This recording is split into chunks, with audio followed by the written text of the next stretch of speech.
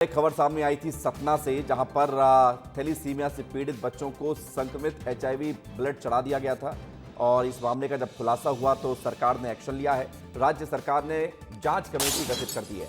इसके अलावा संचालक डॉक्टर सत्य अवधिया को जांच का जिम्मा दिया गया है।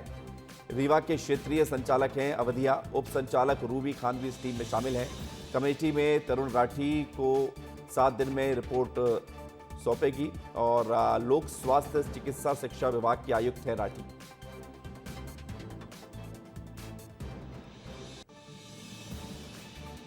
सतना में बच्चों को एचआईवी ब्लड चढ़ाने के मामले में सरकार का बड़ा एक्शन है। स्वास्थ्य मंत्री राजेंद्र शुक्ल ने जांच कमेटी बनाई है, जिसका जिक्र हम आपको कर रहे थे। स्वास्थ्य मंत्री राजेंद्र शुक्ल का बयान भी सामने आया है और कहा है उन्होंने कि रिपोर्ट आने पर कार्रवाई की जाएगी। राजेंद्र शुक्ल मध्य प्रदेश के डिप्टी सीएम और स्वास्थ्य विभाग की जिम्मेदारी इनके कंधों पर है। सतना से सनसनीखेज मामला सामने आया, उन्होंने क्या कहा है सुनिए। ये जब थैलीसीमिया के कोई मरीज होते हैं तो महीने में 2 बार उनका ब्लड ट्रांसफ्यूजन करना पड़ता है उनकी जान को बचाने के लिए। तो चूँकि महीने में 2 या 3 बार उनका ब्लड ट्रांसफ्यूजन होता है, तो वो कौन से सेंटर, कोई निश्चित सेंटर पे नहीं जाते हैं। कभी प्राइवेट में भी जाते हैं, कभी सरकारी में भी जाते हैं, कभी दूसरे ज़िले में गए रिश्तेदारी में तो वहाँ भी करा लेते हैं। तो ये पता लगाया जा रहा है कि कौन से ब्लड बैंक से या कौन से डोनर से ये ब्लड डोनेट हुआ और उनको ट्रांसफ्यूट किया गया। उधर इस पूरे मामले को लेकर नेता प्रतिपक्ष उमंग सिंघार का आरोप है जिला अस्पताल की बड़ी लापरवाही सामने आई है। बच्चों के भविष्य के साथ खिलवाड़ किया जा रहा है, इस पर तत्काल कार्रवाई होनी चाहिए। यदि कार्रवाई नहीं होती है तो इससे सरकार की असंवेदनशीलता दिखाई देगी। उमंग सिंघार ने कार्रवाई की मांग की है और कहा है कि जिला अस्पताल की लापरवाही उजागर हुई है।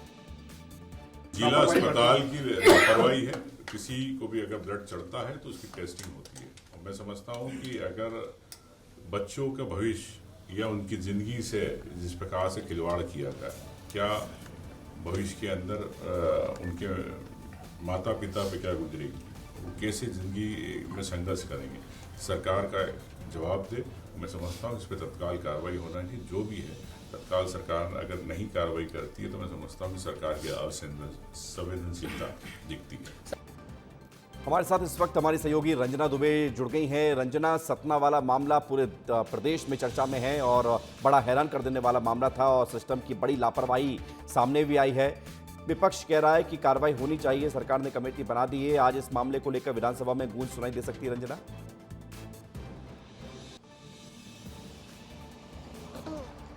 देखिए विवेक, विधानसभा में गूंज सुनाई दे, इस पर तो अभी फिलहाल संशय है, लेकिन सबसे बड़ी बात ये है कि ये मामला बेहद गंभीर लापरवाही का है। और जब इस पूरे मामले को लेकर स्वास्थ्य मंत्री और डिप्टी सीएम राजेंद्र शुक्ला से सवाल किए गए तो उन्होंने कहा कि इस मामले को लेकर सरकार और जो स्वास्थ्य मंत्रालय है वो पूरी तरह से गंभीर है और जो भी इसमें लापरवाह है उन सभी पर सख्त कार्रवाई की जाएगी। लेकिन सबसे बड़ी बात यह है कि अभी फिलहाल प्रमुख सचिव के नेतृत्व में एक कमेटी गठित कर दी गई है जो कि इस पूरे मामले को लेकर जांच पड़ताल करेगी कि आखिर जो ब्लड है वो कौन से ब्लड बैंक से पहुंचा था और कौन कौन से डोनर हैं जिनको अब तक ट्रेस नहीं किया गया है, उनकी जानकारी ये जो कमेटी है वो जुटाएगी और उसके बाद यहाँ पर ये जो रिपोर्ट है 1 हफ्ते के भीतर दी जाएगी। लेकिन सवाल इस बात को लेकर है विवेक कि अभी फिलहाल जब ये मामला बहुत ज़्यादा सामने आया, जिसमें गंभीर लापरवाही सामने आई, जिसके बाद जो स्वास्थ्य विभाग है, स्वास्थ्य मंत्री हैं, वो हरकत में आए और इसके बाद अब जांच कमेटी की बात कही गई है।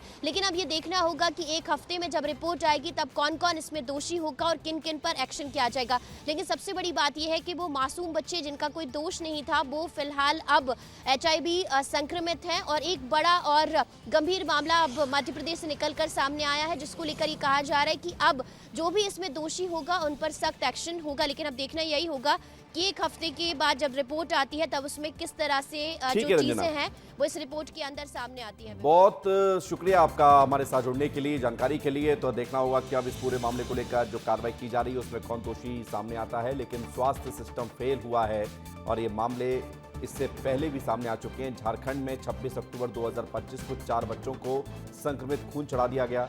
सतना में कल मामला सामने आया जहां पर 16 दिसंबर का मामला है। 4 बच्चों को यहां पर संक्रमित ब्लड चढ़ा दिया गया। 2 तस्वीर आपको दिखा रहे हैं। झारखंड में भी ऐसा मामला सामने आ चुका है, लेकिन फिर भी सबक नहीं लिया गया। दूसरी घटनाओं से सीखना चाहिए, सबक लेना चाहिए और ऐसी लापरवाही अगर बढ़ती जा रही है तो ये किसी के लिए जानलेवा लापरवाही से बचना चाहिए।